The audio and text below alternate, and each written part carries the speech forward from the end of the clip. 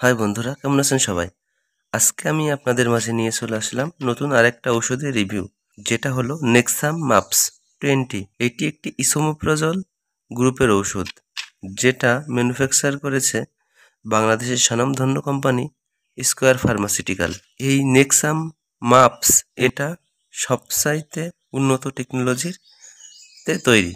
আর এই নেক্সাম মাপস হচ্ছে একটি গ্যাসের ওষুধ, গ্যাস্ট্রিকের ঔষধ, যেটা বুক জ্বালা পোড়া, তারপরে গ্যাস্ট্রিকের কারণে পেট ফুলে যাওয়া, এই সকল ধরনের সমস্যার সমাধান করে থাকে। তবে এই নেক্সাম মাপসের কিছু আলাদা কার্যকারিতা রয়েছে, এজন্য ডাক্তারের পরামর্শ ছাড়া এই নেক্সাম মাপস গ্যাসের ওষুধটি সেবন করা মোটেই উচিত নয়।